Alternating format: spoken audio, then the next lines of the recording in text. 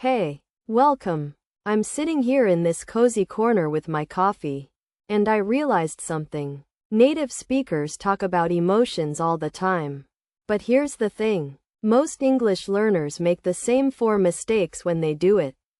And honestly, these mistakes make you sound unintentionally funny or confusing. Today, we're going to fix them. Ready? Let's dive in. Okay, first mistake. And this is a big one. A student once told me, "I'm boring today." And I had to smile because what they meant was, I'm bored. But here's why this matters. Saying, "I'm boring" means you are the boring person. You're uninteresting. But "I'm bored" means the situation is boring. You're experiencing boredom. The ed ending means you feel something.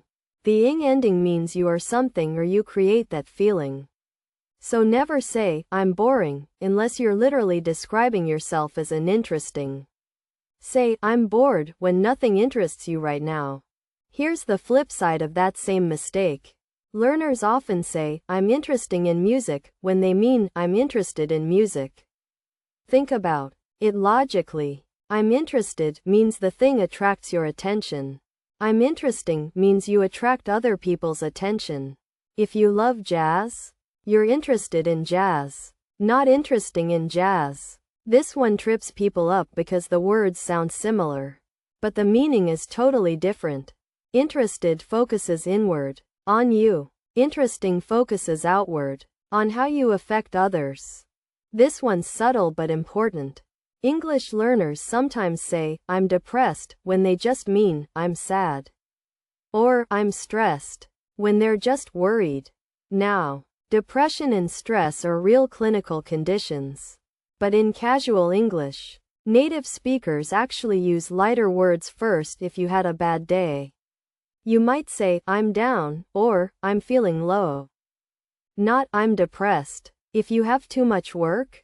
You're under pressure, or overwhelmed, not always stressed.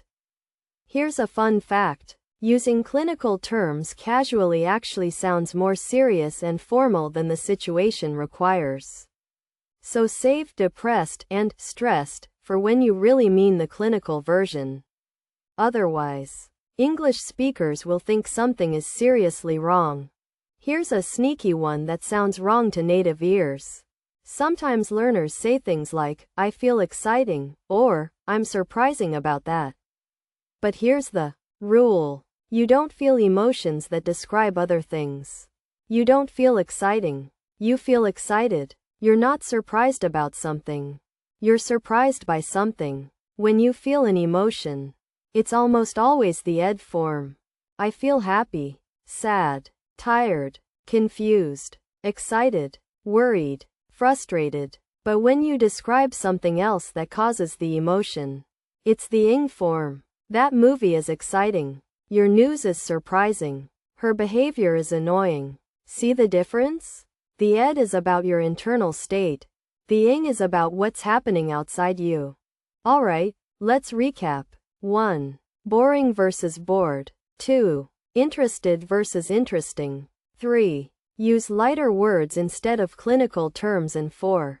Ed for your feelings. Ing for what causes them. Here's what I want you to do. Grab a coffee. Sit somewhere cozy. And practice describing your emotions right now using these rules. Then, share in the comments. What emotion are you feeling today? Use the correct form. I read every single comment. And I want to see you nailing this. Thanks for learning with me. And I'll see you in the next lesson.